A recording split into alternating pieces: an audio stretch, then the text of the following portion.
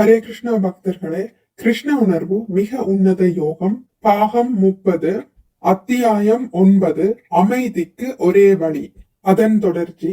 ஒரு கிரகத்திலிருந்து மற்றொரு கிரகத்திற்கு ஆகாய விமானம் இல்லாமல் பறக்கும் சக்தி வாய்ந்த சித்தர்கள் வாழும் இடம் சித்தலோகம். அப்படிப்பட்ட ஒரு இடம் இருப்பதை ஸ்ரீமத் பாகவதம் நமக்கு கூறுகிறது. சித்தலோகத்திற்கும் மேலே அநேக கிரகங்கள் உள்ளது. ஒவ்வொரு நட்சத்திரமும் ஒரு சூரியன் என்றும் வெவ்வேறு வகையான கிரக அமைப்புகள் உள்ளது என்றும் தற்காலத்தில் அபிப்பிராயம் உள்ளதை நான் அறிந்தேன். ஆனால் ஒரே தன்மையுடைய வெவ்வேறு எண்ணிலடங்கா பிரபஞ்சங்கள் உள்ளதாக வேத இலக்கியம் கூறுகிறது. அனைத்திற்கும் வெளியேயுள்ள ஆகாயமே பிரபஞ்சத்தின் எல்லை. தற்கால விஞ்ஞானிகள் ஒவ்வொரு நட்சத்திரமும் ஒரு சூரியன் என்று கூறுகிறார்கள். ஆனால் வேதம் அவ்வாறு கூறவில்லை. ஒவ்வொரு கிரகத்திலும் ஒரு சூரியன் மட்டுமே உள்ளது. ஆனால் எண்ணிலடங்காத பிரபஞ்சங்கள் உள்ளன என்றும் எண்ணிலடங்கா சூரியன் சந்திரன் உள்ளன என்று வேத இலக்கியம் நமக்கு தகவலை தருகிறது. பிரபஞ்சத்திலேயே மிக உயர்ந்த கிரகம் பிரம்மலோகம் என்று அழைக்கப்படுகிறது. மிக உயர்ந்த கிரகமான பிரம்மலோகத்திற்கு சென்றால் கூட மறுபடியும் திரும்பி வர வேண்டும் என்று கிருஷ்ணர் கூறுகிறார். விண்வெளிக்கு அனுப்பப்படும் விண்கலன்களும் அதாவது ராக்கெட் மனிதர்களும் மிக உயரமாக பறப்பதை பார்த்து மக்கள் இங்கே கை தட்டுகிறார்கள். ஆனால் சில குறுகிய காலத்திற்குள்ளேயே மறுபடியும் அது கீழே வந்து விடுகிறது. கைகளை தட்டுவதை தவிர வேறு எதுவும் அவர்களால் செய்ய முடியாது. அதே போல பௌதிகவாதிகள் பிரம்மா வசிக்கும் பிரம்மலோகத்திற்கு செல்லலாம். ஆனால் கிருஷ்ண உணர்வில் உள்ளவர்கள் அதை கூட நிராகரித்து விடுகிறார்கள். அருவ பிரம்ம ஜோதியையும் அவர்கள் சட்டை செய்வதில்லை. பிரபஞ்சத்தின் வெளிப்புறமானது நாம் இப்போது இருக்கும் இடத்தை போல 10 மடங்கு பெரியதாகும். ஆகவே ஒருவன் இந்த எல்லையை தாண்டி காரண கடலான விராஜ என்ற இடத்தை அடைவதே புத்த மத கொள்கையாகும். வேத கொள்கையின்படி பௌதிக வாழ்க்கை முழுவதும் முடியும் போது அது விரான என்று அழைக்கப்படுகிறது. ஆனால் கிருஷ்ண உணர்வில் உள்ளவன் இப்பிரபஞ்சத்தின் எல்லையை மட்டும் ஊடுருவி செல்லாமல் பக்திமய நிலையான காரண கடலையும் தாண்டி ஆன்மீக ஆகாயத்திற்கு செல்கிறான்.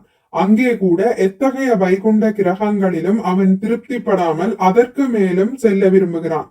ஆன்மீக ஆகாயத்தில் மிக உயர்ந்த கிரகம் கிருஷ்ணலோகமாகும். இது கிருஷ்ணர் நின்று கொண்டு இருக்கும் தாமரை மலரை போன்றதாகும். அங்கே கிருஷ்ண உணர்வினன் கிருஷ்ணரின் தாமரை பாத கமலங்களை கண்டு திருப்தி அடைகிறான். படரும் தாவரமானது வளர்ந்து வளர்ந்து கடைசியில் அதுவே ஏதாவதொன்றை பற்றி அதன் பிறகு விஸ்தாரம் அடைகிறது. பக்தி தொண்டு என்ற தாவரமானது கிருஷ்ணரின் தாமரை பாதங்களை பிடித்து கொண்டவுடன் அவரிடம் தஞ்சமடைகிறது. இப்போது நான் எனது பயணத்தை முடித்து விட்டேன், இனி நான் விஸ்தாரம் அடைவேன் என்று ஓய்வெடுக்கிறது. விஸ்தாரம் என்றால் கிருஷ்ணருடன் தொடர்பு கொள்வதாகும். இவ்வாறாக பக்தர்கள் அங்கே திருப்தி அடைகிறார்கள். இவ்வாறாக ஏற்கனவே கிருஷ்ண உணர்வில் உள்ளவர்கள் இயற்கையாகவே முன்னேற்றம் அடைந்திருந்தால் இந்த வாழ்க்கையிலேயே பலனை அனுபவிக்கிறார்கள்.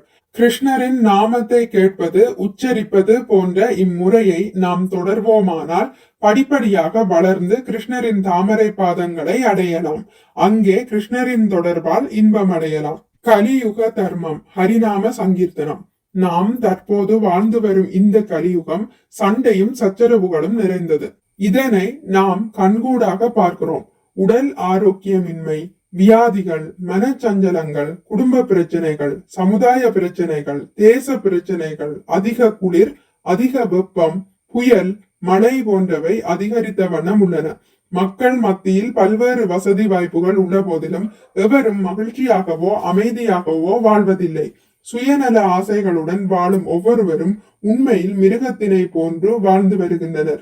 பிறர்க்கரிய மானிட பிறவியை பெற்றவர்கள் இதனை முறையாக உபயோகித்து நாம் யார், கடவுள் யார், நாம் ஏன் துன்பப்படுகின்றோம், வாழ்க்கையின் குறிக்கோள் என்ன போன்றவற்றை அறிந்து கொள்வது அவசியம். இவற்றை உணர்வது தன்னுணர்வு எனப்படும். இந்த தன்னுணர்வை அடைவதற்கு பல்வேறு வழிகள் வேத சாஸ்திரங்களில் கொடுக்கப்பட்டுள்ள போதிலும் இந்த கலியுகத்தில் உள்ள மக்கள் மந்த புத்தியுடனும் அற்ப ஆயுளுடனும் துரதிர்ஷ்டசாலிகளாகவும் இருப்பதால் அவர்களுக்கென்று ஓர் எளிமையான வழிமுறை கொடுக்கப்பட்டுள்ளது. அதுவே ஹரிநாம சங்கீர்த்தனம்.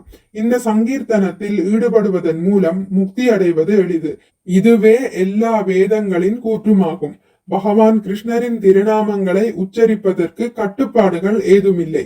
எனவே ஹரே கிருஷ்ண கிருஷ்ண கிருஷ்ண ஹரே ஹரே, ஹரே ராம ராம ராம ஹரே ஹரே என்னும் மகா மந்திரத்தினை தினமும் குறைந்தது 108 முறை காதுகளுக்கு கேட்கும்படி உச்சரியுங்கள்.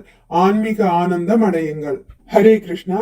கிருஷ்ண உணர்வு மிக உன்னத யோகம் எனும் இந்த நூல் முடிவடைந்து விட்டது. இனி அடுத்த பதிவில் வேறொரு ஸ்ரீல பிரபுபாதரின் புத்தகத்தை வாசிக்கலாம். மிக்க நன்றி. ஹரே கிருஷ்ணா. உங்களுக்கு இந்த வீடியோ பிடித்திருந்தால் லைக் பண்ணுங்கள், ஷேர் பண்ணுங்கள், சப்ஸ்கிரைப் பண்ணுங்கள்.